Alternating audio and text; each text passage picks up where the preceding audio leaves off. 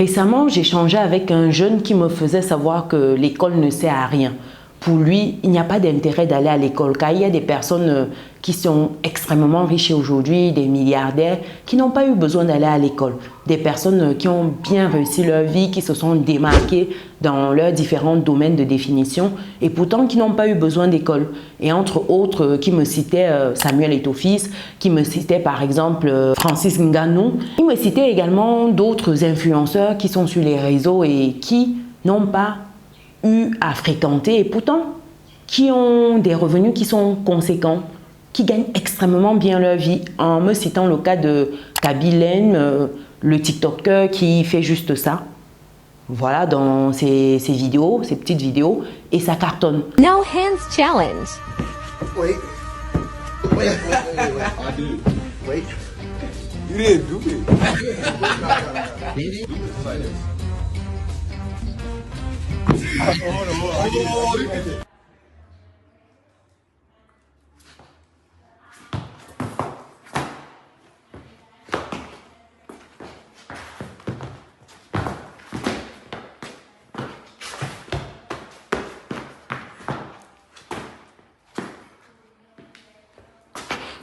Pendant la Covid, il a été révélé au grand public et ses vidéos ont fait des buzz et du coup aujourd'hui il est sollicité par les grandes marques pour les représenter. En fait, il me donnait ce cas de figure, il me donnait également le cas de figure d'une autre influenceuse là. Elle tremble comme ça dans ses vidéos. En fait, sa marque de fabrique c'est de trembler. Donc quand on donne son nom, elle commence à trembler. J'ai oublié son prénom. Dites-moi dans les commentaires si vous voyez de qui je veux parler là. Voilà, Aïcha Tremblay. En tout cas, c'est comme cela qu'il a appelé. Et je pense que c'est comme cela qu'elle s'appelle sur les réseaux. Donc elle, son rôle, c'est de trembler. Et là, je me suis dit, d'accord, et toi alors ce sera quoi ta marque de fabrique? Il me dit, je n'ai qu'à chercher quelque chose qui va cartonner. Il y a des gens également qui mangent pour gagner leur vie. Vous savez, il y a des influenceurs qui... Leur signature, c'est de manger. Manger, en fait, dans une vidéo, il ne parle pas, il ne dit rien. Il y a beaucoup de nourriture devant lui. Et lui, sa mission, c'est de manger. De finir tout, en tout cas de manger un maximum. Et je me suis dit, waouh, c'est chaud. Vous voyez le référentiel d'un jeune. Lui, il se demande, mais qu'est-ce que je peux bien mettre en place uniquement quelque chose de facile, rapide, qui va me permettre de gagner beaucoup d'argent. Je lui ai dit, mais tu penses que c'est facile réellement de faire même cela? Même manger là, tu penses que c'est facile de manger vraiment? Comme tu le dis, la personne n'a qu'à manger. Tu penses que c'est facile? Tu penses que c'est facile de trembler comme ça? Comme la dame là qui tremble, ça dit trembler. Et combien de personnes se démarquent ainsi? Pour que tu connaisses un Kaby ou une Aïcha Tremblay, ou alors ces gens-là qui mangent... Il y en a combien qui sont dans l'ombre? Il y en a combien? Est-ce que tu dois seulement miser sur ça? Est-ce qu'aujourd'hui, il ne faut pas avoir une certaine base? Je ne dis pas que l'école, c'est the place to be, que l'école, c'est la solution à tout. Non. Il y a effectivement des personnes à succès qui n'ont pas eu besoin d'aller à l'école, qui n'ont pas fréquenté les bancs scolaires et pourtant qui ont extrêmement bien réussi leur vie. Mais si on veut aller uniquement sur cette base-là, ça veut dire que on conclut que l'école ne sert à rien. Or, ce n'est pas vrai. L'école a ses limites, l'école a ses points à améliorer, mais en soi, l'école, ça sert à quelque chose. Et dans cette vidéo, je vais te donner 5 raisons pour lesquelles l'école, ça vaut quand même la peine. Donc, reste jusqu'à la fin de cette vidéo, car la 5e raison, tu seras en mode, ben oui, effectivement, ça peut valoir le coup d'aller à l'école.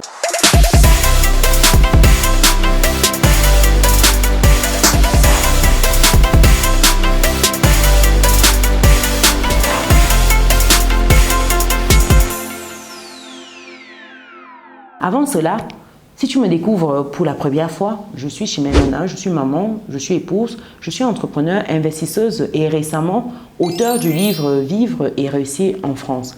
C'est un livre qui va vous permettre de vous intégrer sereinement en France, de comprendre le système dans lequel vous évoluez, le système financier, bancaire, de comprendre comment fonctionne l'argent, de bien gérer vos finances au quotidien et au-delà, de pouvoir investir, épargner pour investir, pour vos projets, pour sécuriser votre avenir, celui de vos proches.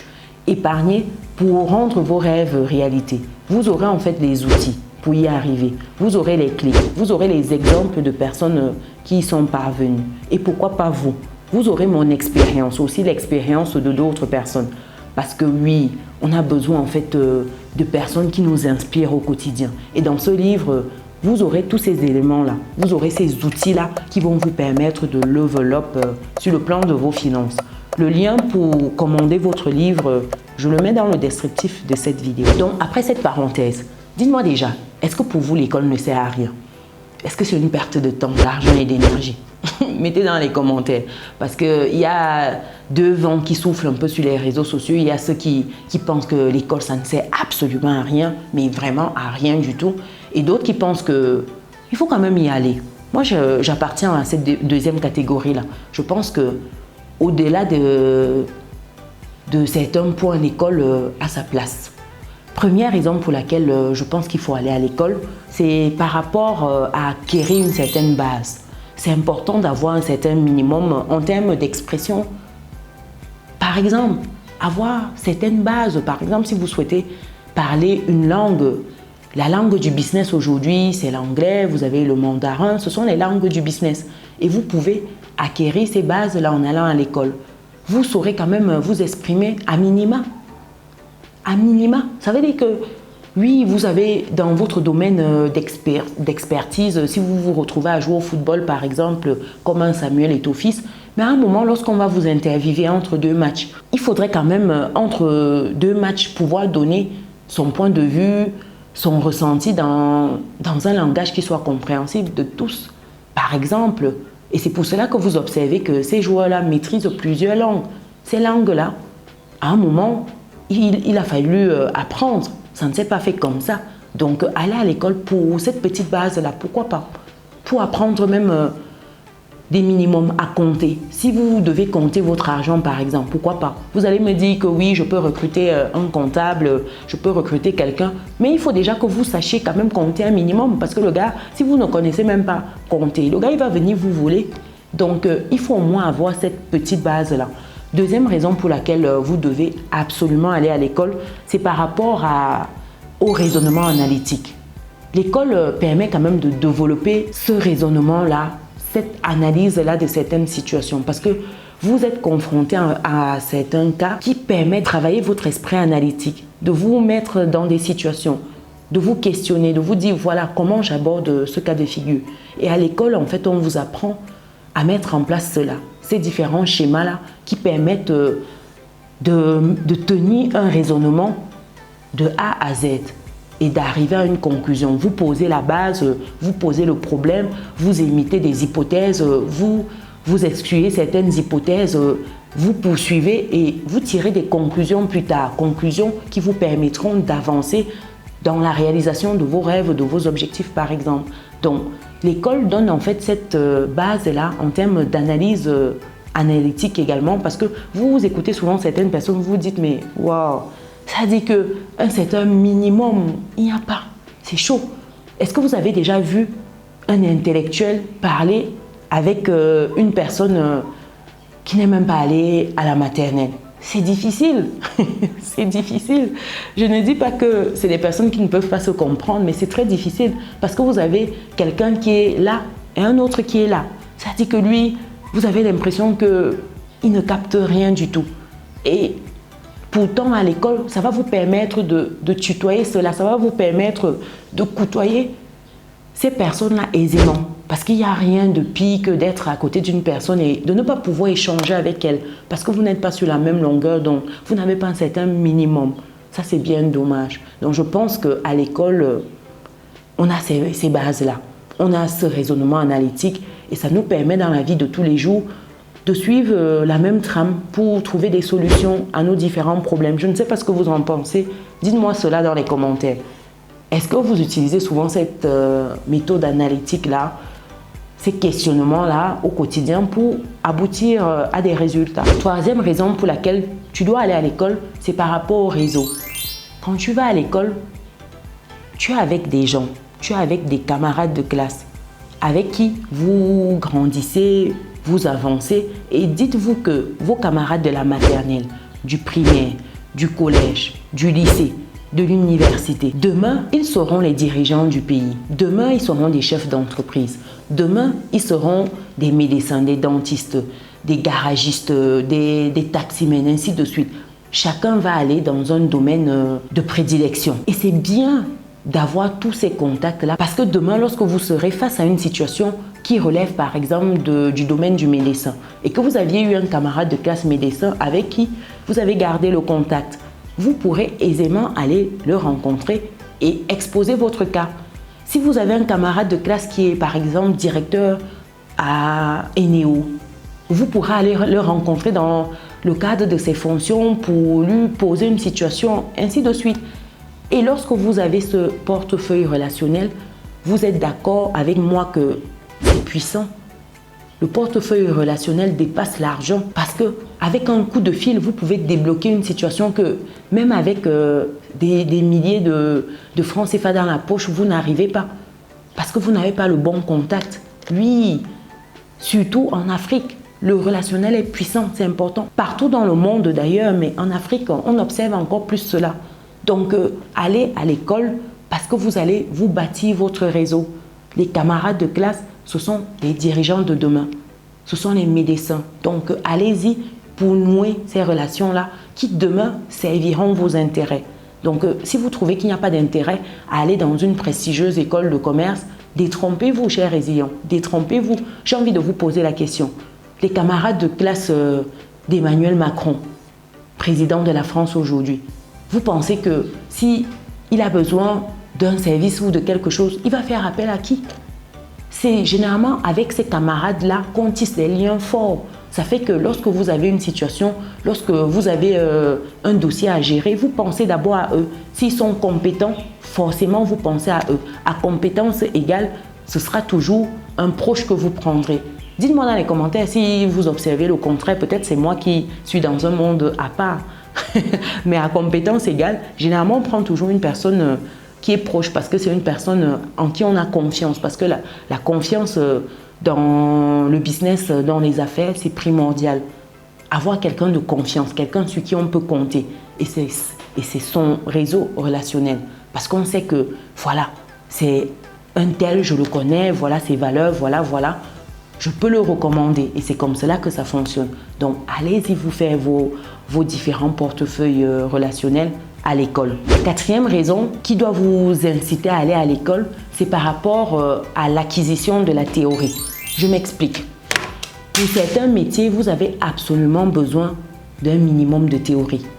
Je vais prendre un exemple simple pour que ce soit accessible à tous. Pour devenir un médecin chirurgien, par exemple, vous n'allez pas vous lever du jour au lendemain, aller opérer des gens. Non, vous avez besoin de comprendre comment ça fonctionne, de maîtriser les parties du corps, de comprendre les connexions que vous avez dans un organisme, de savoir que voilà la veine là-bas, voilà. Et tout cela, c'est dans les livres. Tout cela, c'est en transmission de connaissances via un prof. Tout cela, ça vous est expliqué dans le cadre d'une salle de classe. Vous avez besoin de cette théorie-là pour ensuite aller pratiquer ça sur le terrain.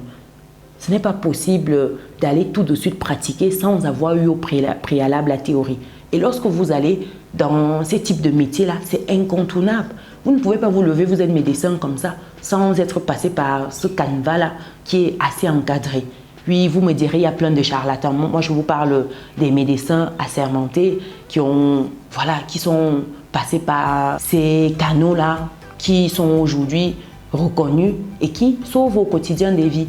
Ça peut arriver, il y a des personnes qui sont talentueuses, qui savent mélanger des herbes naturelles et avoir des résultats. Mais encore, se pose un problème de dosage parce que souvent, le médicament peut être bon, mais le dosage n'est pas bon. Or, quand vous allez dans ces établissements-là, ça vous permet justement de maîtriser ces dosages-là pour un être humain, pour un enfant, pour un adulte, ainsi de suite.